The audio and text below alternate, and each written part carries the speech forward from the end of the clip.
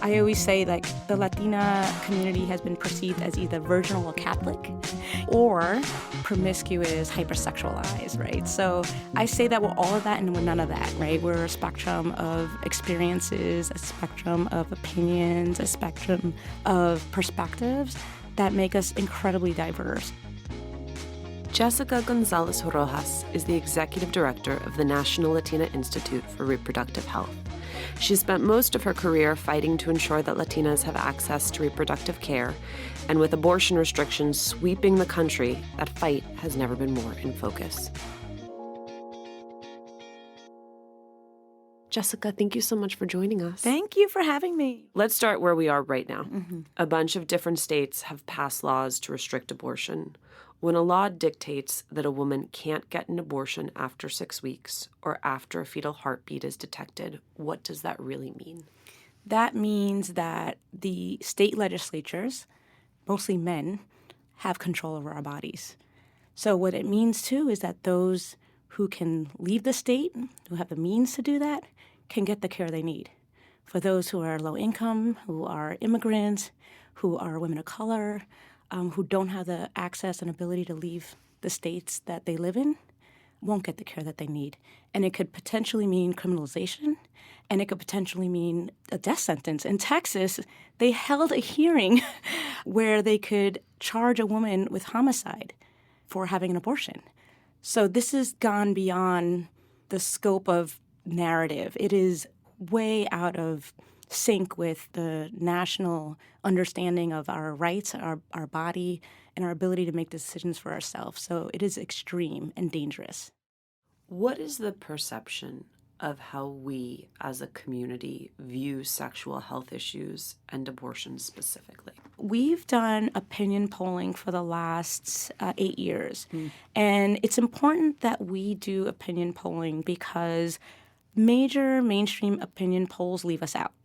It costs double for entities to poll Latinos because not only do you have to ensure the questions are crafted in a way that's culturally competent, you also have to transcreate the questions into Spanish.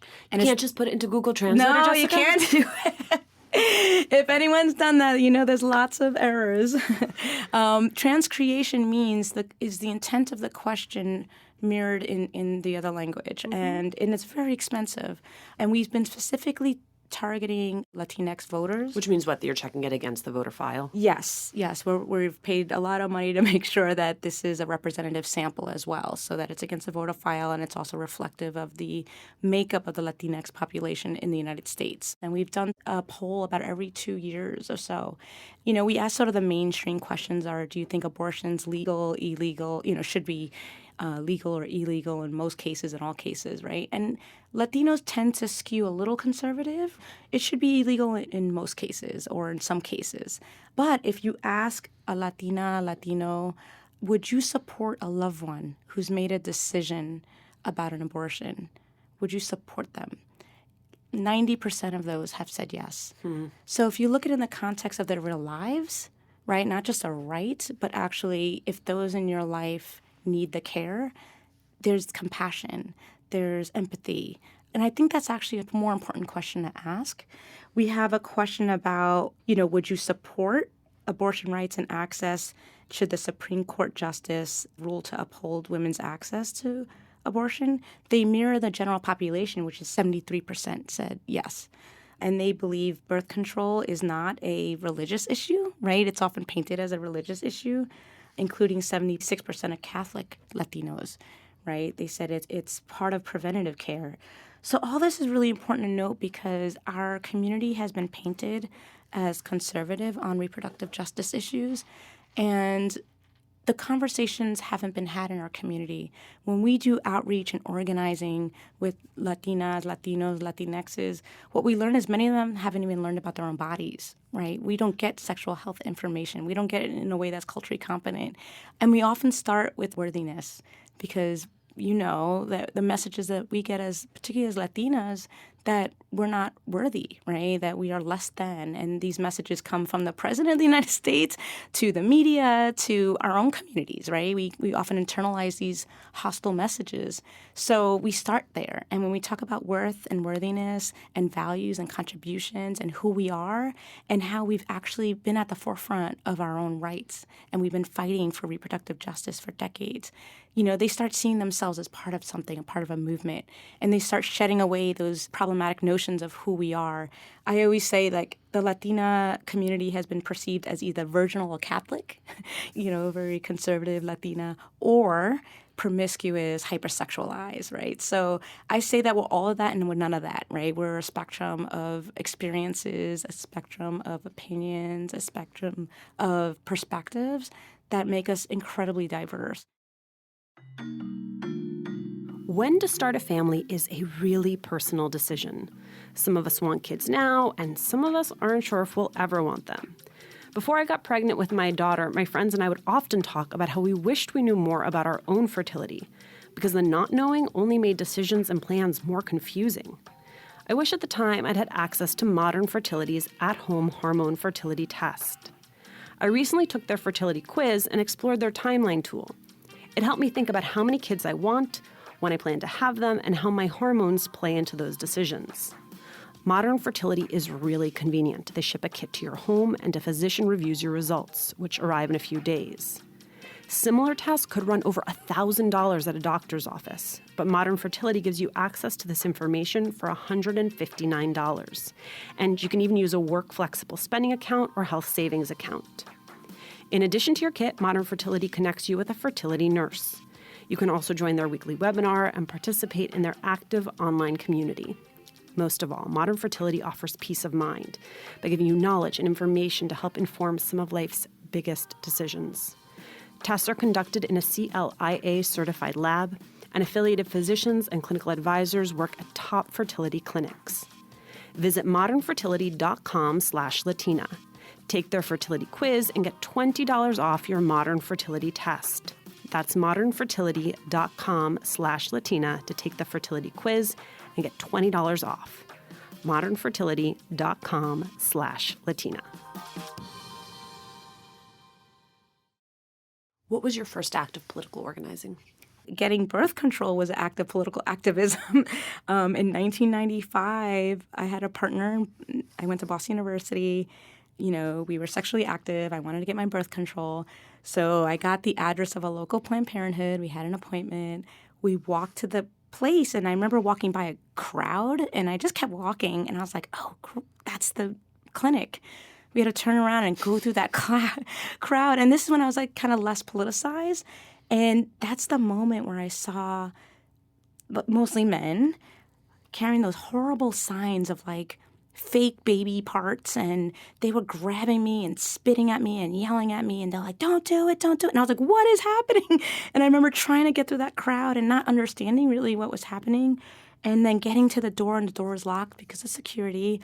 I had to buzz in. I had to say my name out loud. These people were surrounding me, and a security guard finally let me in.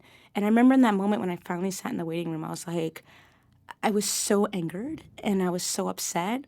And, in some ways I think about it like this. They were trying to prevent me from getting an abortion.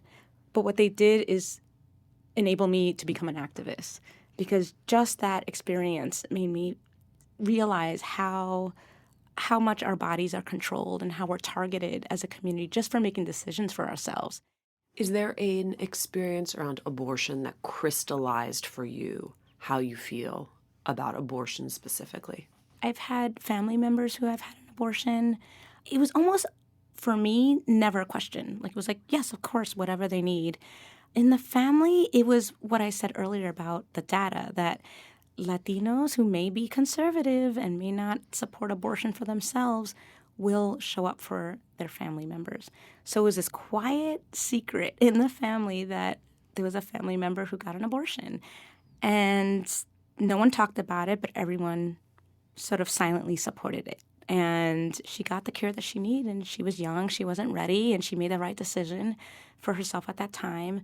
And so there wasn't the judgment or shame or stigma that I would have maybe expected from people in my family. It was this quiet support.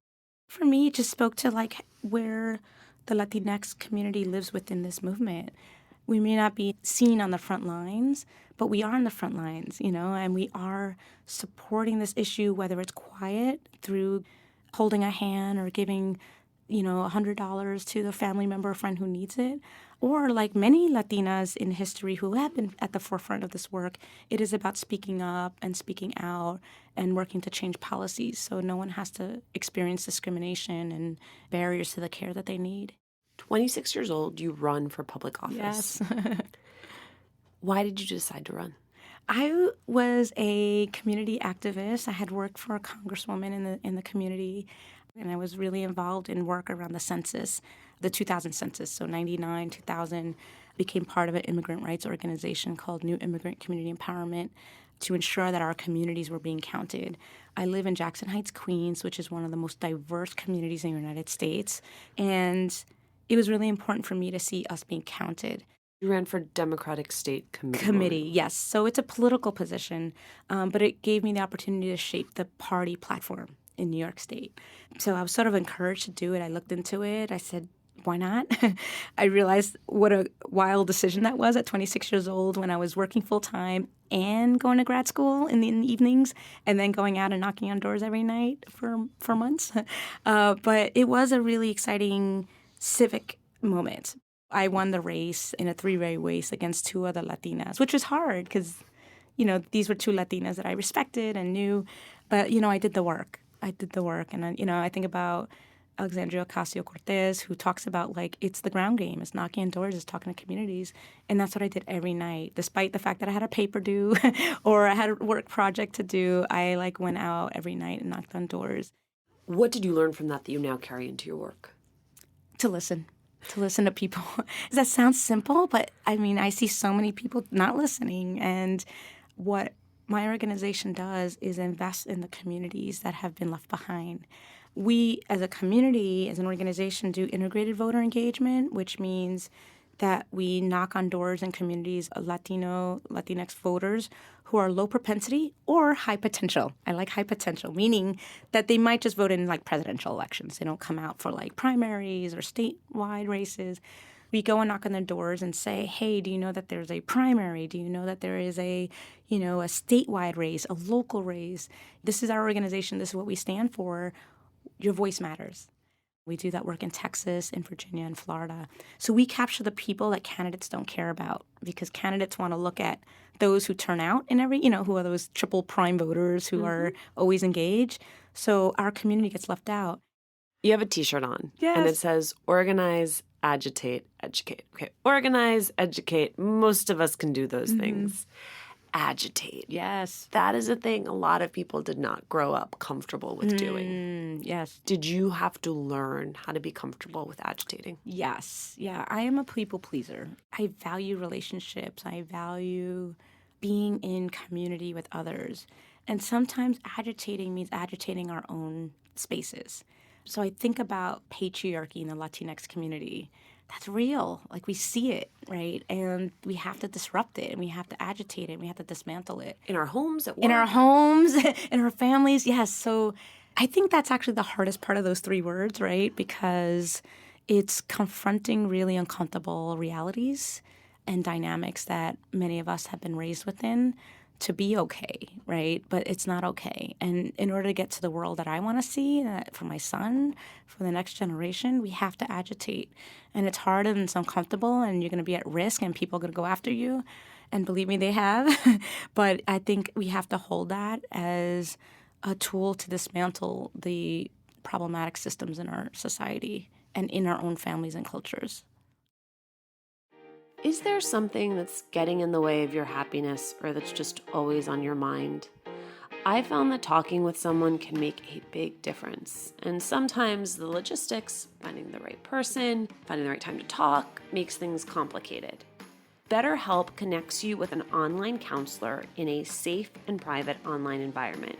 You can get help on your own time and at your own pace. You can schedule secure video or phone sessions, plus chat and text with your therapist. BetterHelp's professional counselors specialize in all types of things: depression, relationships, self-esteem. You can start communicating in less than 24 hours. If you're not happy with your counselor for any reason, you just request a new one at any time. Best of all, it's an affordable option. Latina to Latina listeners get 10% off your first month with the discount code LATINA. So why not get started today? Go to betterhelp.com/Latina. Fill out a questionnaire to help them assess your needs and get matched with a counselor. That's betterhelp.com/Latina. Before I ever was pregnant, I don't think I would have realized that that meant you, in a best case scenario, only know that you've been pregnant for 2 weeks. Yeah. That means you took a pregnancy test the minute you could, and that pregnancy test was accurate, and then you had 2 weeks. Yeah. I didn't know I was pregnant until I was 8 weeks along. I didn't know. And here I am, a reproductive justice advocate. I have a really vast understanding of my body and of reproduction. And I didn't know myself that I was pregnant until I was about 8 weeks, maybe 7 weeks, 8 weeks along. Most people will not know they're pregnant at the point in which abortion has been banned. So that gives us no options. In addition to one of the things we always talk about in this conversation is the affordability of accessing that care and the amount of time it sometimes takes someone to pull together the funds to access that care. Yeah, that's a huge barrier. And again, it directly impacts those who earn the least. And there's an amendment in Congress that we've been fighting for 43 years. It's as old as I am. And it's called the Hyde Amendment. And what it does is prohibit federal coverage of abortion care in programs like Medicaid, like Veterans Health Care, like the Indian Health Services. So those who need it the most, right, need that access to resources the most to get the care that they need, won't be able to get it. The first woman who died because of the Hyde Amendment was a Latina from Texas. Rosie Jimenez, who was studying to be a teacher. She already had a daughter. She found herself pregnant. She was unable to carry that pregnancy to term. She was unable to raise another child, and she was on Medicaid. And just because of the fact she was on Medicaid, and just because of the fact the Hyde Amendment passed just a few weeks before, she ended up getting an unsafe abortion. It didn't prevent her from getting an abortion. It prevented her from getting a safe abortion. Talk to me a little bit about that, because I think that can sound very amorphous to people, this idea that if women can't access legal care, they will still find a way to do it. What does that actually look like on the ground? In Rosie's case, it meant her life. And Rosie lost her life. Thankfully, now there's so much advancements in technology. There's really good options, actually, that are outside of sort of a medical setting. There is medication abortion. There's misoprostol. There's pills you can take that are actually very effective. We want to make sure that anyone who needs those pills are getting them from a reliable source with instructions, right? Because that's something we saw at the Texas border. Exactly. That people were accessing that. And for those who had accessed it, many of them had successful abortions. But for many, we're not getting the proper pills, we're not taking it properly. And we worry about that because when it's sort of out in the wild, we don't know what our communities are getting. And we want to ensure that they're getting the most safe and effective methods. When you legislate abortion out of reach, people are going to find other methods. Many are safe. But when there's no regulation of it, who knows what we're getting? It could just be from ineffective to dangerous. Across Latin America, we see abortion nearly outlawed, but it doesn't mean women don't get it. It just means that they're a little more at risk of getting a safe abortion or getting more of a clandestine abortion. We want to tell you about a podcast we think you'll like, TED en Español. In each episode, thought leaders from across the Spanish-speaking world take the TED or TEDx stage to explore the big ideas and questions of our time, like what is the connection between math and love? Can we apply the rules from the games of chess to winning in our lives? Or can entrepreneurs lead us to improving education and health for the entire world? The weekly podcast features talks exclusively in Spanish and is hosted by the curator of TED en Español, Jerry Garbolski. Find it on Apple Podcasts, Spotify, or wherever you listen. TED en Español, ideas en nuestro idioma. If you are a Latina in Missouri, or Alabama, or Indiana, how do these decisions affect you specifically?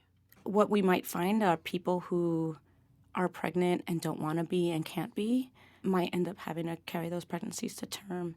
And we know that those who want an abortion and seek an abortion but don't get it end up 4 times more likely in poverty. Many are already facing poverty, but it drives them deeper into poverty. So we look at abortion as both like a reproductive justice issue and locating abortion within the context of our lives. For an immigrant woman, there's already barriers. For low-income women, there's barriers. For trans men who find themselves pregnant, trans men can still get pregnant. There's stigma and discrimination that they face. So then compound that, the barriers that exist right now with the 6-week ban, it makes it untenable. Many argue this is a much more concerted effort to make a legal run at Roe v. Wade. Yes, yeah. So for someone who doesn't know, what is Roe v. Wade and how does it relate to this debate? Yeah, so Roe v. Wade is a 1973 decision by the Supreme Court that upheld that, abortion is accessible law of the land. But what we've seen since 1973 have been other Supreme Court cases that are chipped away. So where we landed was like abortion is law of the land up until viability. Which means what? What's viability? Which means when the fetus could live on its own. But there's scientific disagreement about what that point is, but generally 20-something weeks. And what we've seen states do is disrespect that precedent and start finding ways to challenge those notions of what is viability. We're seeing a really concerted, anti-choice, right-wing, conservative movement that is looking to use junk science to say that the fetus has feelings or the fetus can feel pain. And all that has been disputed by medical experts, right? But the anti-choice forces don't care about truth. They don't care about science. They really care about controlling women's bodies and the bodies of those who can get pregnant. So Roe v. Wade has continuously been chipped away over the last 40 years, and we're seeing state after state after state implement legislation or introduce legislation, now seeing them passed, that have just pushed the boundaries of access to care. And what the anti-abortion forces are doing is trying to introduce laws that are unconstitutional, so then they get challenged. And that the Supreme Court now, which is in conservative hands, will have to reassess that decision, which is very frightening, very frightening.